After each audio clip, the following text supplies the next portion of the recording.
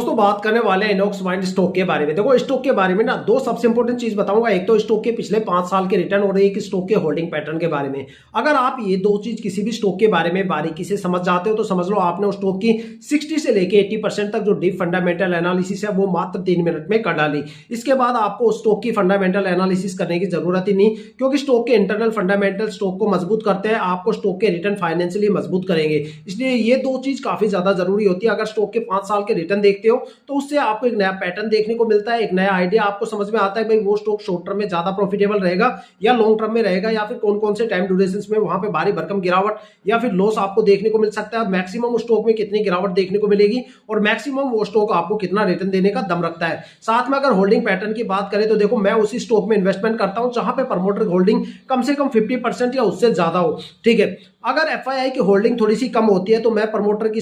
Level वहां पे 40% तक ले लेता हूं। देखो प्रमोटर की होल्डिंग जितनी ज्यादा रहेगी समझ लो आपके स्टॉक में उतना ज्यादा रिटर्न आपको देखने को मिलेगा। अगर प्रमोटर की होल्डिंग 70, 80, 90% के आसपास होती है तो समझ लो वो स्टॉक जल्दी ही मल्टीबैगर भी बनता है और लॉन्ग टर्म तक एक अच्छा खासा रिटर्न देता है, क्योंकि प्रमोटर कंपनी के साथ लॉन्ग टर्म तक खड़े रहते हैं, वो धीरे धीरे करके अपनी होल्डिंग को रिलीज करते हैं। लेकिन एफआईआई की होल्डिंग जितनी ज्यादा रहेगी स्टॉक में उतनी ज्यादा गिरावट आपको देखने को मिलेगी, क्योंकि जब भी गिरावट का सिलसिला शुरू होगा सबसे पहले एफआईआई बिकवाली करके निकलता है और एफआईआई का होल्डिंग रेशियो जितना कम रहेगा स्टॉक में वो स्टॉक उतना ज्यादा प्रॉफिटेबल रहेगा। अगर स्टॉक एफआईआई का मतलब होता है देखो फॉरेन इन्वेस्टर्स, वो इन्वेस्टर्स जो इंटरनेशनल और ग्लोबल मार्केट में इन्वेस्टमेंट करते हैं, अगर उनको पता चलता है भाई वहां पे पिटाई का माहौल हो रहा है तो वो यहाँ पे सबसे पहले सोल्ड आउट करना शुरू कर देते हैं और यहाँ पे भी पिटाई का माहौल बना देते हैं। इस स्टॉक के पिछले 5 साल के रिटर्न मेरे सामने स्क्रीन पे, उसके बेस पे मैं आपको बताता हूँ कि भाई ये स्टॉक लॉन्ग टर्म में भर भर के रिटर्न देने वाला है, बल्कि इसको मैं मल्टीबैगर स्टॉक बोलूंगा तो भी कोई गलत नहीं होगा, क्योंकि यहाँ पे प्रमोटर की होल्डिंग रिलीज नहीं हो रही। साथ में जो एफआईआई का रेशियो है वो भी काफी मतलब एक एवरेज यहाँ पे रेशियो है,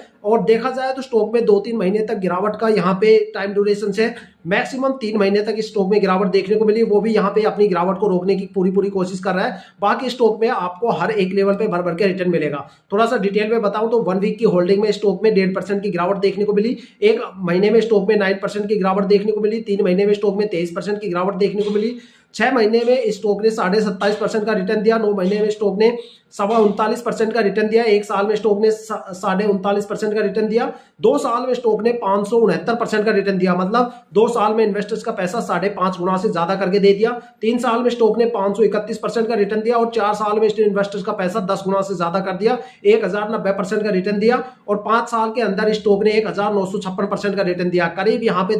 20 गुना यहाँ पे इन्वेस्टर्स का पैसा कर दिया। ठीक है, तो लॉन्ग टर्म में जितना लंबा होल्ड करोगे उतना अच्छा खासा रिटर्न स्टॉक से देखने को मिलेगा। प्रमोटर की होल्डिंग 48.27 है और यहाँ पे एफआईआई की होल्डिंग 15.82 है। यहाँ पे थोड़ा सा मुझे